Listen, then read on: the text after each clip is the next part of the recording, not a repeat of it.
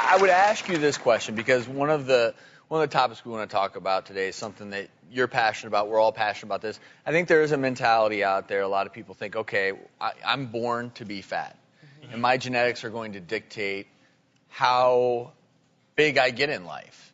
And researchers have actually looked at certain rats, and there is a tendency for some rats to be vulnerable to diet-induced obesity. And I want to talk a little bit about that because we do know that if you give two kids the same amount of food, one may end up weighing more than the other. But does this mean we're predestined to be a certain size?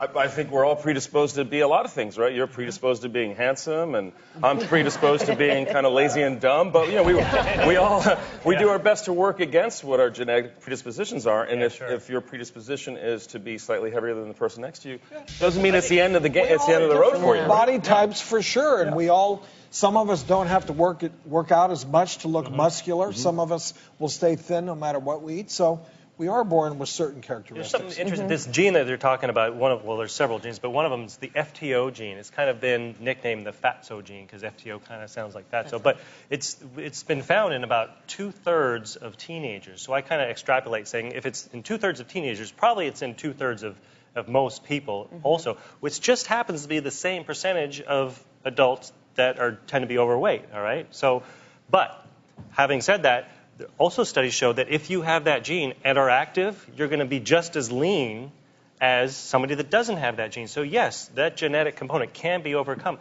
What I think this is maybe, I haven't ever seen this, but it's kind of my theory that I think we are genetically predisposed to be active and to eat good, wholesome food that you grow or you can catch. Suppose, back in the caveman days, if you stopped running around, you just were sedentary for, days at a time, chances are you're either sick or you're injured.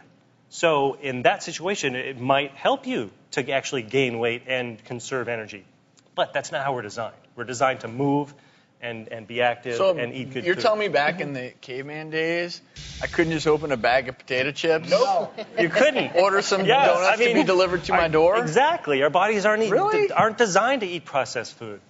I think you're right. We're predisposed to be active, and unfortunately, our current society doesn't force us necessarily to be active. Yeah. So we need to pay attention to that, and I want to emphasize this once and for all. Even though you may be predisposed to putting on a little bit more weight than your best friend, that absolutely does not mean that you're predestined to become overweight. We can overcome it.